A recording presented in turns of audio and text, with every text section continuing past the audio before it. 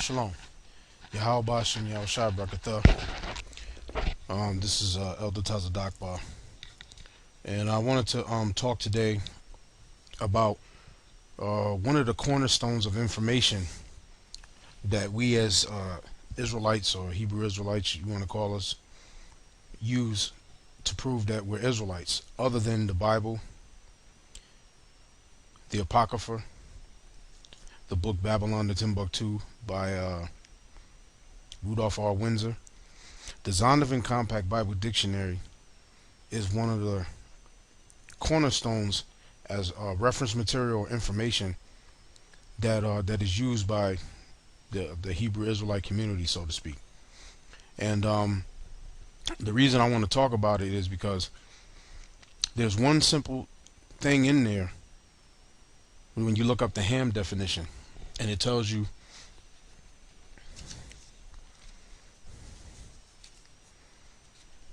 and what I want to talk about.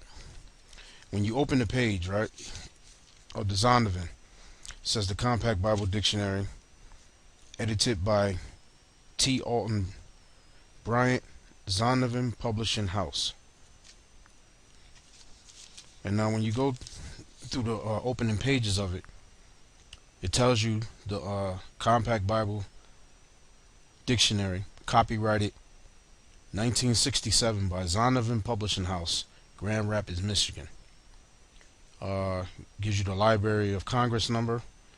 It gives you the ISBN number for the cloth version and the ISBN number for the paperback version.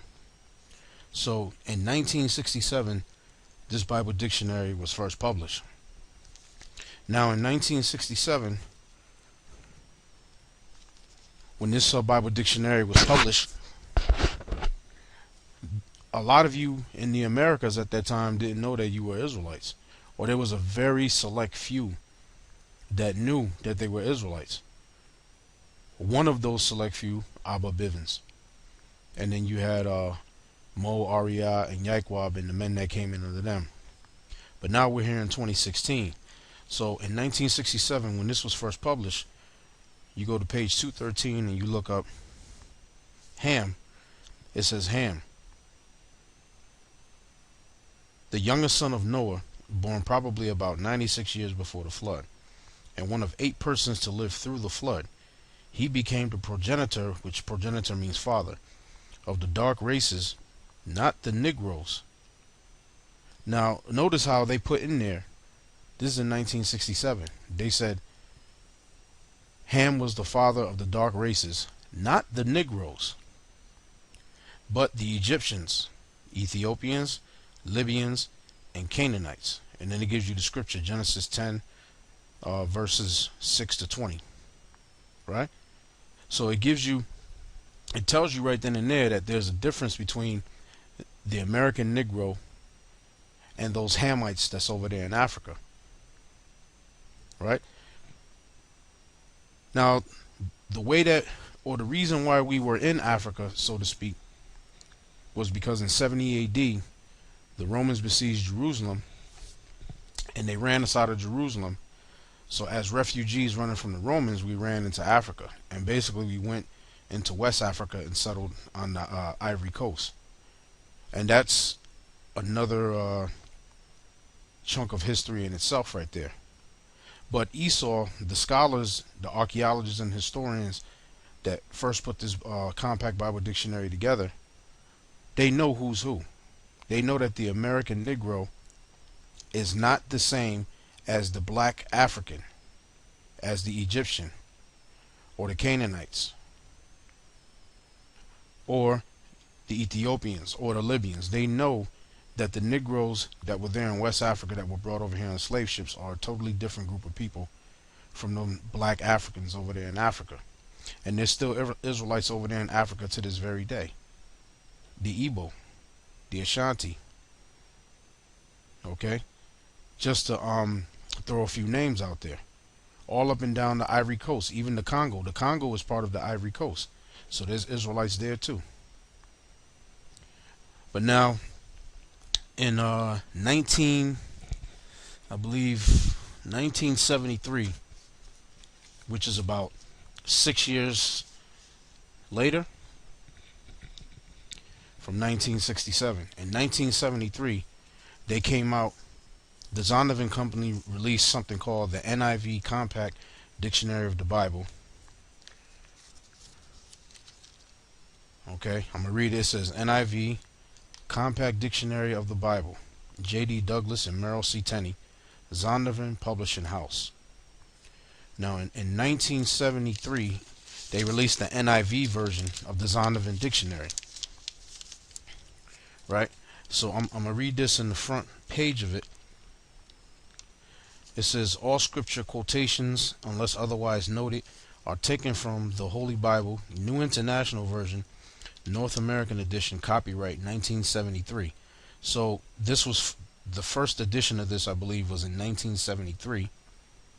And then there was another reissue in printing in 1978.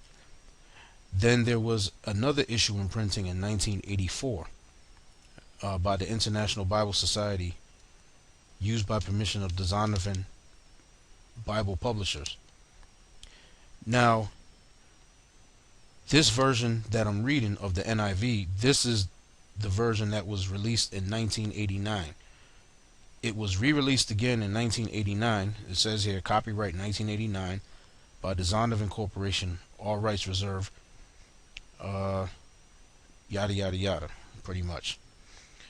In 1989, they reissued the NIV once again. And now, when they reissued it in 1989, this is the NIV version of the Zondervan. And here on page 235, when you go to Ham, this is what it says about Ham. It says, Ham, the youngest son of Noah, born probably about 96 years before the flood, and one of 8 persons to live through the flood. He became the progenitor of the dark races, not the blacks, but the Egyptians, Ethiopians, Libyans, and Canaanites. Genesis 10:6 to verse 20. I'm going to go back. It says, Ham, the youngest son of Noah, this is in the NIV. This is the 1989 printing, but the original printing of this was 1973. It was reissued and reprinted in 1989. Now it says, the youngest son of Noah, born probably about 96 years before the flood, and one of 8 persons to live through the flood. He became the progenitor of the dark races, not the blacks. Now, in the NIV, they tell you not the blacks. Who are the ones that are labeled black? You here in America, don't they call you what? Black people here in America. You American blacks, you American Negroes. What do you call yourself? I'm a black man. You American black people, the ones of you that came from West Africa over here, that's who it's talking about. Now, this is in the New International Version of the Zondervan that was first issued in 1973. Then they reissued another printing in 1978, and then in 1984, and then in 1989 it was reissued and printed out again. This is the NIV version of the Zondervan. I'm reading it to bring out a point that the so-called white man, the devil, he knows who we are as a people. They got all the records. They done went out there and dug up the relics, the artifacts, and they quantified and they codified things, and they put things in the library. They have access to the Library of Alexandria, Egypt. They got all kind of access to the Vatican Library, which is a highly guarded library. They got armed guards guarding a library. And then the Library of Congress, you can't get in there. You have to have a special type of title so you can get in the Library of Congress, or even go to the Vatican Library. Not just anybody can go up in there. They know beyond a shadow of a doubt that we are the Israelites. They know that the people brought over here on cargo slave ships are in fact one of the 12 lost tribes of the nation of Israel. Okay, they know that. Now I want to bring out another point. Now, when you go to, in 1989, they also did a revision to the New International Version of the Zondervan Bible Dictionary. See, in '89 they issued a reprint of the original 1973 printing of the NIV, Compact Bible Dictionary, through Zondervan. Then in 1989 they also did a revision to the NIV, the New International Version, Zondervan Bible Dictionary. And in 1989, and you'll see on the screen, because there'll be pictures popping up on the screen showing you what the cover of the book actually looks like, so you can know what to go and look for if you want to look for it yourself. Pictures of what the cover of the three different Zondervans that I'm reading is going to be flashing up on the screen, so you'll know which is which when I'm speaking about it. But in 1989, the NIV Compact Dictionary of the Bible, again, J.D. Douglas and Merrill C. Tenney, Zondervan, the Zondervan publishers, and I'm opening the cover and I'm going to read. It says Zondervan, the NIV Compact Dictionary of the Bible, copyright 1989 by Zondervan. So in 1989 they basically revised the NIV version that originally was released in 1973 and then reprinted in 1978 and then reprinted in 1984, and it was reprinted in '89. But in '89 they also revised it and they released another version of the NIV, and it says the NIV Compact Dictionary of the Bible, copyright 1989 by Zondervan. Requests for information should be addressed to Zondervan, Grand Rapids, Michigan. Then it shows the Library of Congress, the ISBN number, so on and so. Then it goes down and it says NIV is a registered trademark of the International Bible Society. All scripture quotations, unless otherwise indicated, are taken from the Holy Bible, New International Version, North American Edition, copyright 1973, 1978, 1984 by International Bible Society, used by permission of Zondervan. Now, they re-released this in 1989, but then what they did was, there's two versions of this one out. The one I'm holding in my hand, I'm reading from, has a different cover from the one that the NIV that I read to you previously. That NIV has a green cover, right? And this one, this cover is more of like a, I don't know, I guess it would be like more of a dark brownish background with kind of like a dark brownish background with like a burgundy and I guess I don't know, gold letters or something like that, right? And this one was issued in 1989 when the other Zondervan was reprinted in 1989. Now what they did was this: when you go to read Ham in this one, on page 235, it says Ham, the youngest son of Noah, born probably about 96 years before the flood, and one of 8 persons to live through the flood. He became the progenitor of the Egyptians, Ethiopians, Libyans, and Canaanites. Now notice in this version, it didn't say he became the progenitor of the dark races, not the Negroes or not the blacks. It just said he became the progenitor of the Egyptians, Ethiopians, Libyans, and Canaanites. Now from 1967 to 1989, what information has changed in these 3 different versions of the Zondervan Compact Bible Dictionary? Absolutely. The only thing that has changed is that the Israelites have awoken. Alright? Is that the Most High has woken us up out of sleep. That's what has changed. And with the Lord waking us up out of sleep, what do? We went and started doing research. We went and started doing research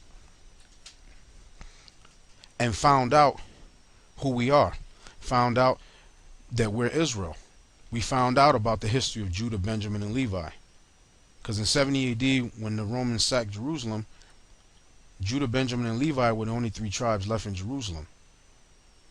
Fleeing from Roman persecution, they ran in all directions, but a big number of them ran into Africa.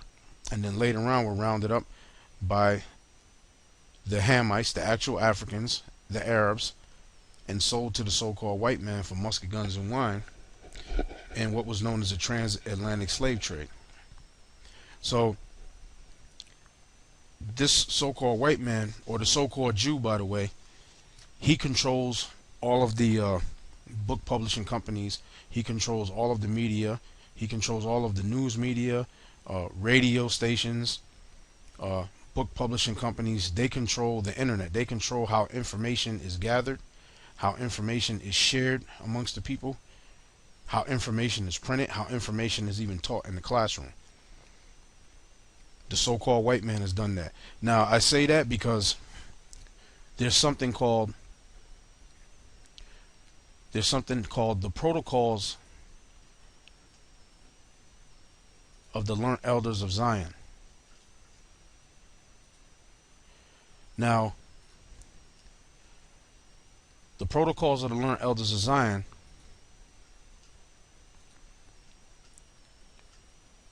a lot of people say that, oh, this doesn't exist, this is a falsehood. Now, in the protocols of the learned elders of Zion, right, it says here in protocol number 16, this is the so-called white man being the devil, and this is how the devil operates. All right. Now, protocol number 16. Now, I'm gonna start at 1 and I'm gonna skip down. The point is in number 4. Protocol 16, part 1.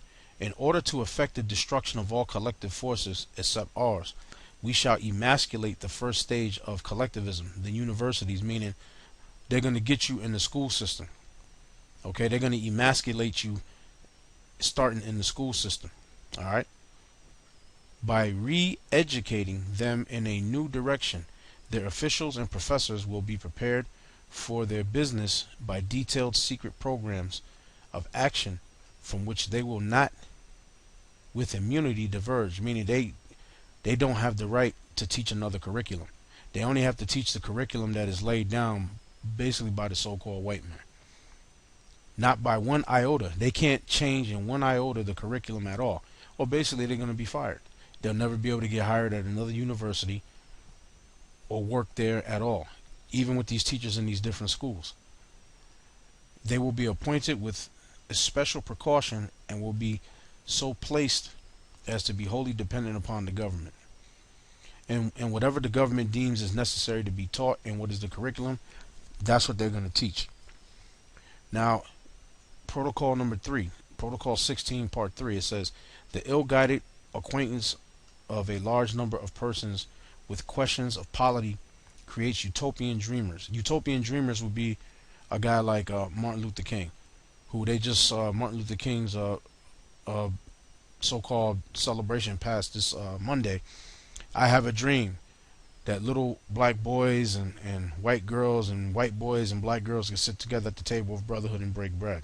Utopian dreams, like this guy Gandhi. Everybody live together in peace. That's not going to happen. That's not the way it works. And bad subjects, as you can see for yourselves from the example of the universal education in which this direction of the Goyim meaning the nations. So the direction that the nations are all pulled to is universal education, meaning, you know, everybody is the same. Why can't we all just get along? Why can't we all live together in peace? The word universal, right? Uni means one, and vert means to turn into what? To turn into one, to turn into a one world order. That's basically what this is going into. We must introduce into their education all those principles which have so brilliantly broken up their order. But when we are in power, we shall remove every kind of disturbing subject from the course of education, and shall make out of the youth obedient children of authority, loving him who rules as the support and hope of peace and quiet, which is who? The so-called white man. Because in other words, basically, you'll have Stockholm syndrome, where you'll have this affinity and love for your freaking slave master. That's basically what this is saying right here. Now, the point I wanted is here. We shall change history. This is Protocol 16, Section 4. Classism, as also any form of study of ancient history, in which there are more bad than good examples. We will replace with the study of the program of the future. We shall erase from the memory of men all facts of previous centuries, which are undesirable to us. Just like I was reading in the Zondervan Compact Bible Dictionary, I was reading to you the first issue in 1967. Then in 1973, they issued the NIV version of the Zondervan in 1973. Then it was reprinted in 1978, and then it was reprinted again in 1984. Then it was reprinted again in 1989, and then in 89, okay, they changed up just that one thing in there about Ham. In other words, they excluded where it says Ham, he became the progenitor of the dark races, not the Negroes, or not the blacks. They excluded that from there. Okay, and said Ham, he one of 8 persons to live through the flood. He became the progenitor of the Egyptians, the Canaanites, the Libyans, and the Ethiopians. Pretty much that's what it said. So they excluded that out of there where it said he became the progenitor of the dark races, not the Negroes. They took that out of there. This is one of the protocols of the Learned Elders of Zion, i.e., this is classic so-called white man being the devil. Again, we shall erase from the memory of men all facts of previous centuries which are undesirable to us, and leave only those which depict all the errors of the government of the Goyim, the governments of the nations, the errors of the nations. It says the study of practical life, of the obligations of order, of the relations of people one to another, of avoiding bad and selfish examples which spread the infection of evil, and similar questions of an educative nature will stand in the forefront of the teaching program, which will be drawn up on a separate plan for each calling or state of life, in no wise generalizing the teaching. This treatment of the question has special importance. So basically, that's classic so-called white man being the devil, and that's him. Like it says in Daniel's, he's going to change times and change laws. He's going to change things around to make it better suited for himself. And then in the book of Revelation, I believe it's Revelation, the 20th chapter. If I can pull it up real quick here. Here in Revelations, the 20th chapter. 20:1. And I saw an angel come down from heaven, having the key of the bottomless pit and a great chain in his hand. That angel was Yahweh Shai, and that bottomless pit is Europe. That great chain, those were the armies of the Byzantine Empire, because during that time of the Dark Ages, we had Esau under subjection. Esau wasn't doing nothing during medieval times but getting a foot in their ass sideways and every other way. And he laid hold on the dragon, that old serpent, which is the devil and Satan, and bound him 1,000 years. So we had you devils under the wraps for 1,000 years. We had you under the wraps for about 1,000 years. And cast him into the bottomless pit, and shut him up, and set a seal upon him, that he should not deceive the nations no more, till the 1,000 years should be fulfilled. And after that he must be loosed a little season.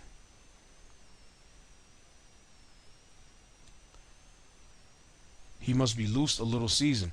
That little season was basically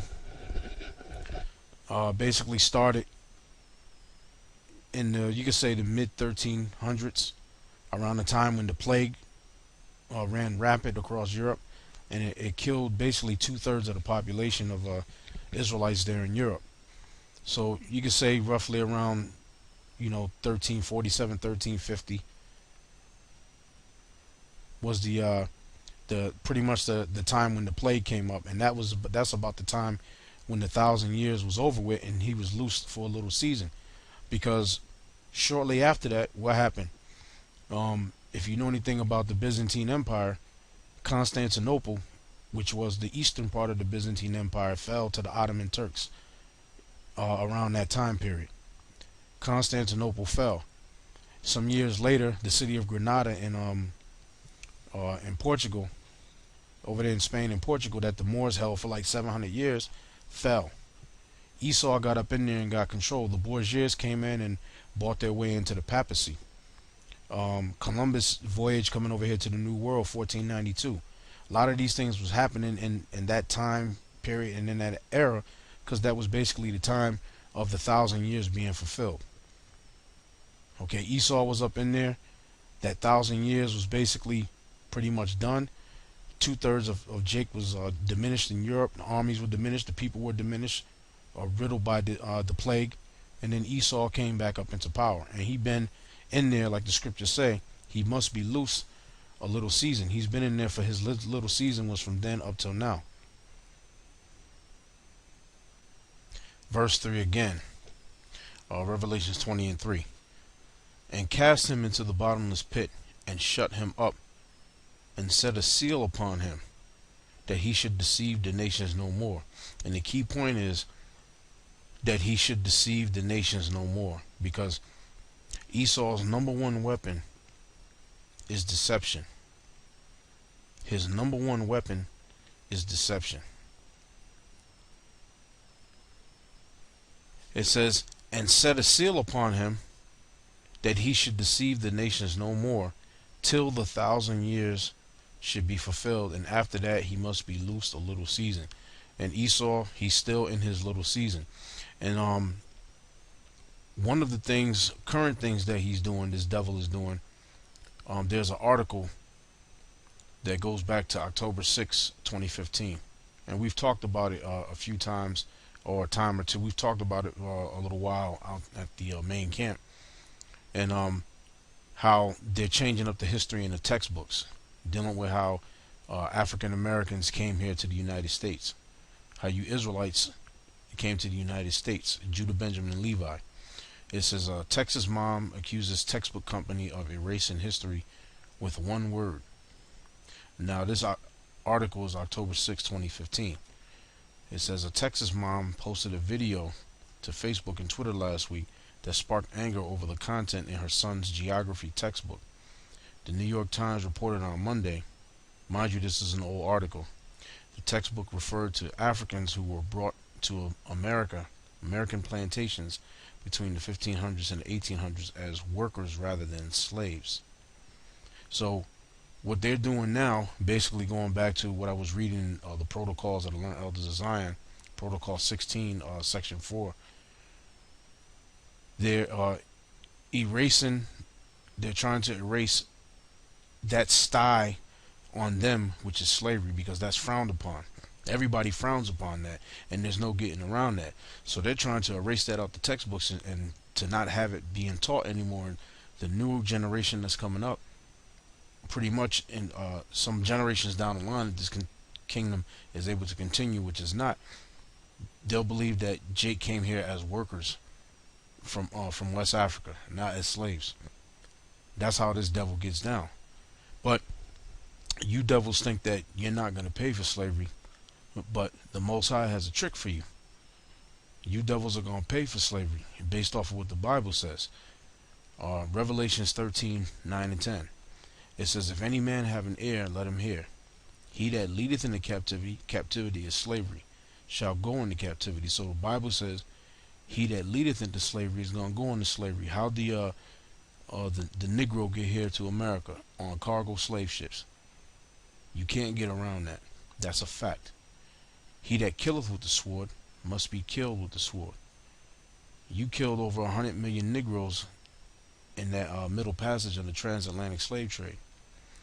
And you also murdered over 77 million North American Indians to get control of this land. Whether it be through killing villages full of women and children while the braves were out hunting, or whether you riddled them with the smallpox disease, and that wiped out most of the population of the Native Americans here in North America. And then also what you devils did in the islands to the Tainos and the Arawaks, throughout the islands, whether it's Puerto Rico, Cuba, Haiti, and the Dominican Republic is the same island, Jamaica, throughout those different islands. The Tainos and the Arawaks were all through those islands, and you systematically butchered and murdered them and made sport of them. So it says, "He that leadeth into captivity shall go into captivity. He that killeth with the sword must be killed with the sword. Here is the patience and the faith of the saints." And with that, I'm going to say shalom.